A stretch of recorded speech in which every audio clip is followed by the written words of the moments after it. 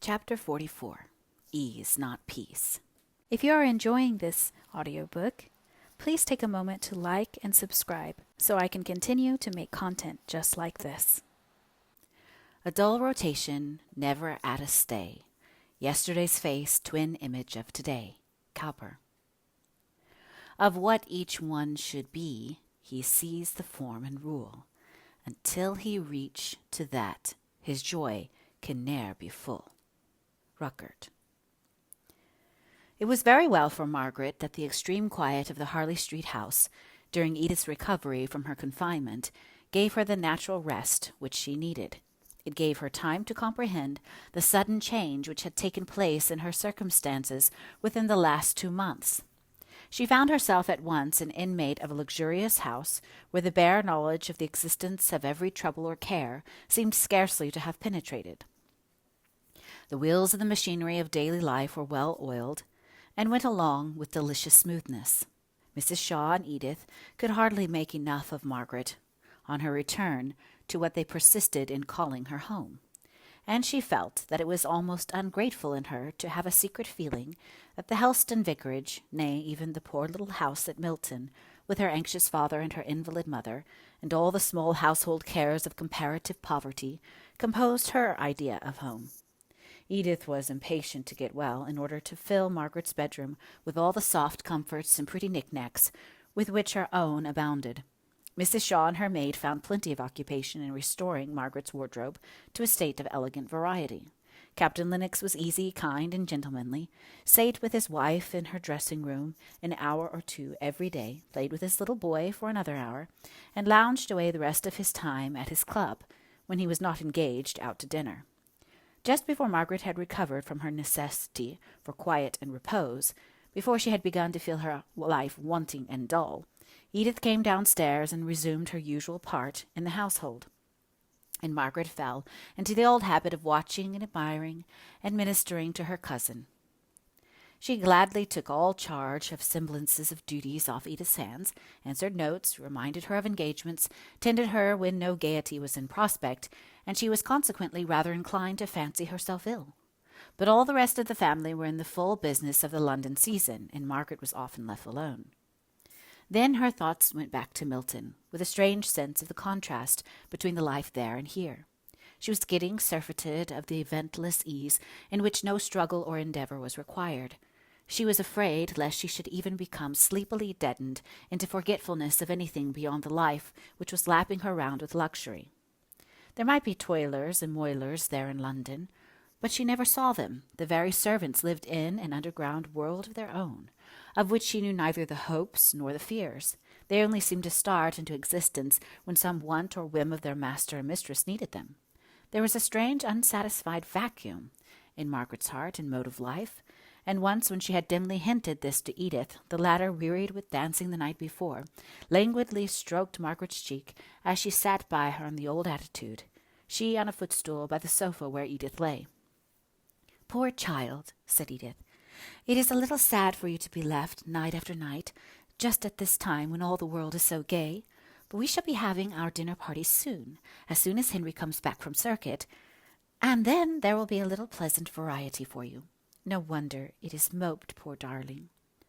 Margaret did not feel as if the dinner parties would be a panacea, but Edith piqued herself on her dinner parties, so different, as she said, from the old dowager dinners under Mamma's regime, and Mrs. Shaw herself seemed to take exactly the same kind of pleasure in the very different arrangements and circle of acquaintances which were to Captain and Mrs. Lennox's taste, as she did in the more formal and ponderous entertainments which she herself used to give.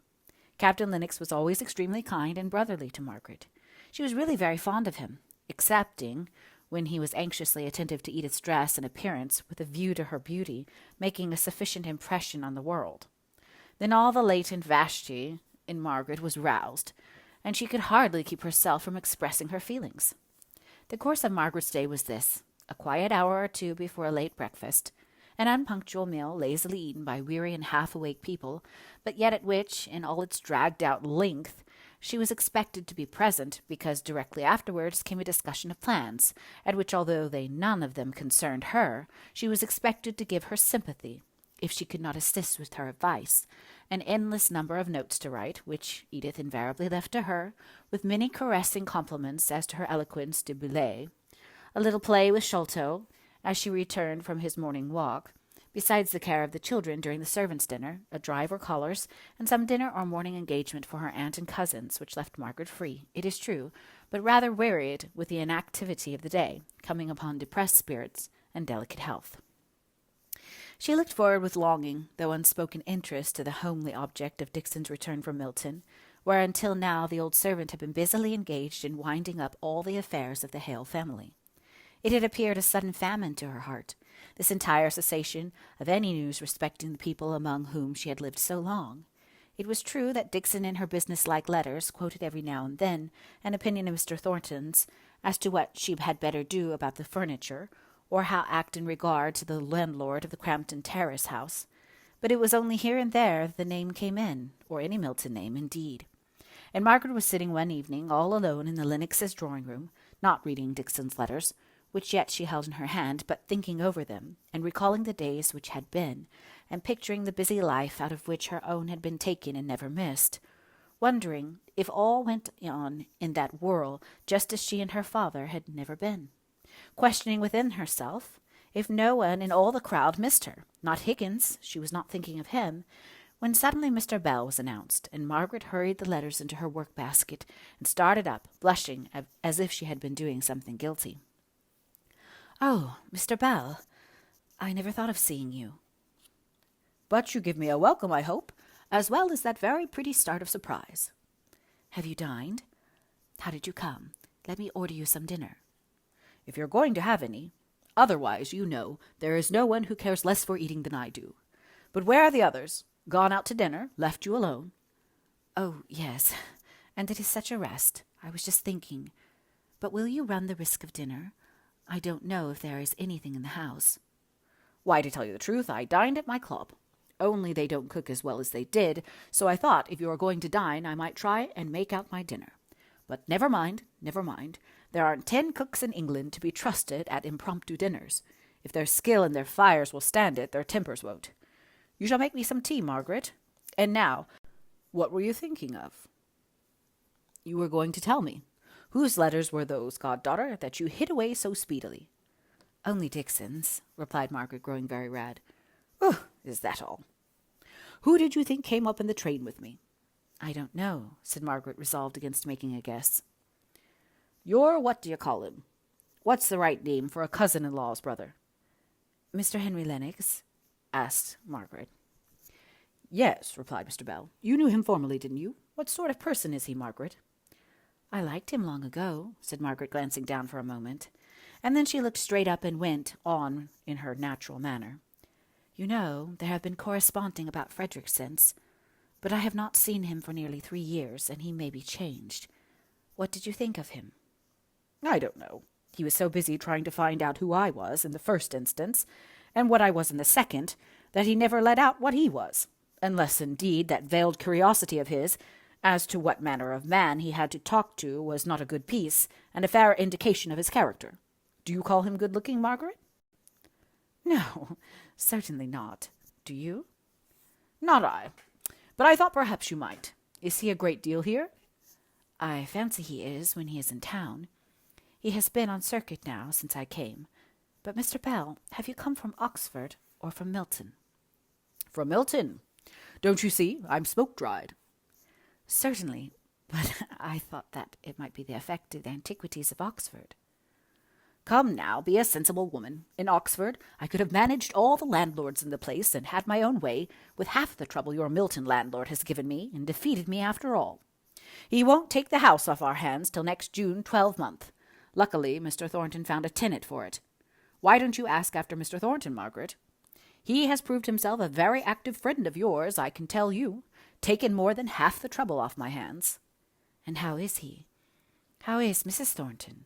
asked Margaret hurriedly, and below her breath, though she tried to speak out. "I suppose they're well. I've been staying at their house till I was driven out of it by the perpetual clack about that Thornton girl's marriage. It was too much for Thornton himself, though she was his sister.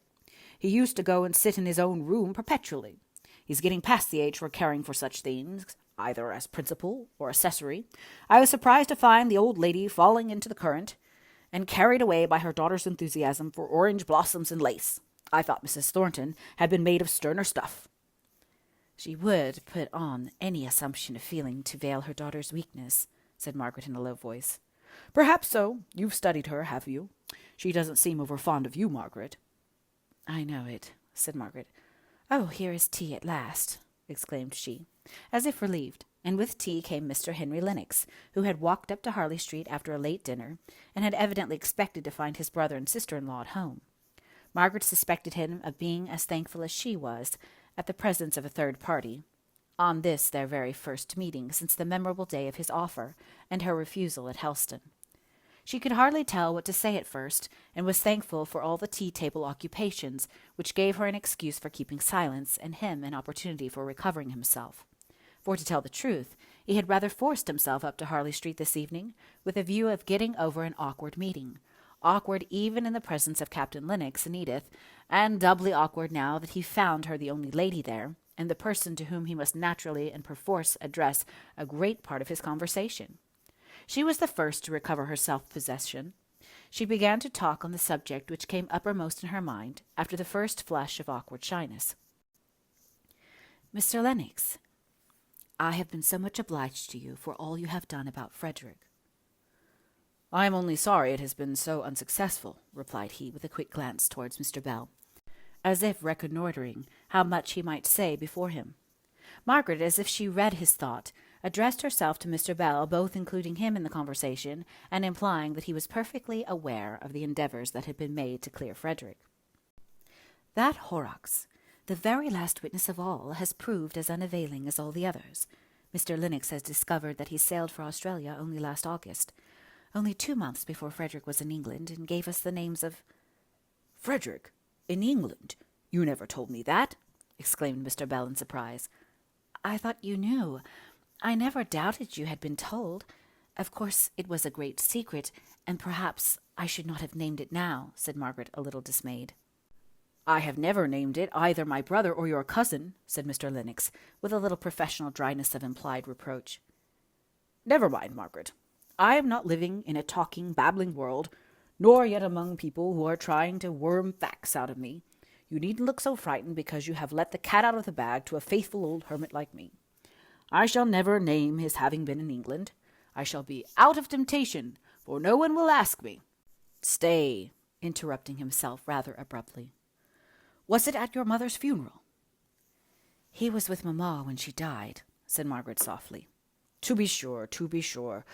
Why, someone asked me if he had not been over then, and I denied it stoutly not many weeks ago. Who could it have been? Oh, I recollect." But he did not say the name, and although Margaret would have given much to know if her suspicions were right, and it had been Mr. Thornton who had made the inquiry, she could not ask the question of Mr. Bell, much as she longed to do so. There was a pause for a moment or two. Then Mr. Lennox said, addressing himself to Margaret, "I suppose, as Mr. Bell is now acquainted with all the circumstances attending your brother's unfortunate dilemma, I cannot do better than inform him exactly how the research into the evidence we once hoped to produce in his favour stands at present. So, if he will do me the honour to breakfast with me tomorrow, we will go over the names of these missing gentry." "I should like to hear all the particulars, if I may. Cannot you come here? I dare not ask you both to breakfast, though I am sure you would be welcome. But let me know all you can about Frederick, even though there may be no hope at present." "I have an engagement at 11:30, but I will certainly come if you wish it," replied Mr. Lennox with a little afterthought of extreme willingness, which made Margaret shrink into herself, and almost wish that she had not proposed her natural request. Mr. Bell got up and looked round him for his hat, which had been removed to make room for tea. "Well," said he, "I don't know what Mr. Lennox is inclined to do, but I'm disposed to be moving off homewards. I've been a journey to-day, and journeys begin to tell upon my 60-odd years." "I believe I shall stay and see my brother and sister," said Mr. Lennox, making no movement of departure. Margaret was seized with a shy, awkward dread of being left alone with him. The scene on the little terrace in the Helston garden was so present to her that she could hardly help believing it was so with him. "Don't go yet, please, Mr. Bell," said she hastily. "I want you to see Edith, and I want Edith to know you. Please, said she, laying a light but determined hand on his arm. He looked at her and saw the confusion stirring in her countenance. He sat down again, as if her little touch had been possessed of resistless strength. "You see how she overpowers me, Mr. Lennox," said he, "and I hope you notice the happy choice of her expressions. She wants me to see this cousin Edith, who I am told is a great beauty, but she has the honesty to change her word when she comes to me.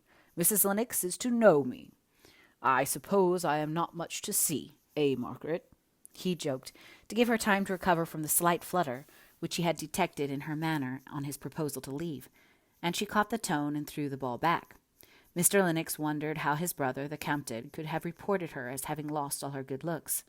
To be sure, in her quiet black dress, she was a contrast to Edith, dancing in her white crepe mourning, and long floating golden hair all softness and glitter. She dimpled and blushed most becomingly when introduced to Mr. Bell, conscious that she had her reputation as a beauty to keep up, and that it would not do to have a Mordecai refusing to worship and admire, even in the shape of an old fellow of a college, which nobody had ever heard of. Mrs. Shaw and Captain Lennox, each in their separate way, gave Mr. Bell a kind and sincere welcome, winning him over to like them almost in spite of himself, especially when he saw how naturally Margaret took her place as sister and daughter of the house. "What a shame that we were not at home to receive you," said Edith. "You too, Henry, though I don't know that we should have stayed at home for you, and for Mr. Bell, for Margaret's Mr. Bell." "There is no knowing what sacrifices you would not have made," said her brother-in-law. "Even a dinner party, and the delight of wearing this very becoming dress." Edith did not know whether to frown or to smile, but it did not suit Mr. Lennox to drive her to the first of these alternatives, so he went on. "Will you show your readiness to make sacrifices tomorrow morning, first by asking me to breakfast, to meet Mr. Bell, and secondly, by being so kind as to order it at 9:30 instead of at 10 o'clock? I have some letters and papers that I want to show to Miss Hale and Mr. Bell." "I hope Mr. Bell will make our house his own during his stay in London," said Captain Lennox. "I am only so sorry we cannot offer him a bedroom." "Thank you. I am much obliged to you. You would only think me a churl if you had, for I should decline it, I believe, in spite of all the temptations of such agreeable company," said Mr. Bell, bowing all round and secretly congratulating himself on the neat turn he had given to his sentence, which, if put into plain language, would have been more to this effect: "I couldn't stand the restraints of such a proper-behaved and civil-spoken people as these are. It would be like meat without salt. I'm thankful they haven't a bed, and how well I rounded my sentence. I'm absolutely catching the trick of good manners." His self-satisfaction lasted him till he was fairly out in the streets, walking side by side with Henry Lennox. Here he suddenly remembered Margaret's little look of entreaty as she urged him to stay longer, and he also recollected a few hints given him along by an acquaintance of Mr. Lennox's as to his admiration of Margaret. It gave a new direction to his thoughts. "You have known Miss Hale for a long time, I believe. How do you think her looking? She strikes me as pale and ill."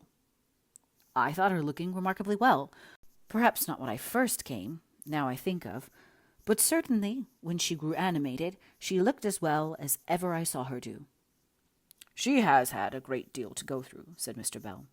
"Yes, I have been sorry to hear of all she has had to bear, not merely the common and universal sorrow arising from death, but all the annoyance which her father's conduct must have caused her, and then—" "Her father's conduct!" said Mr. Bell in an accent of surprise.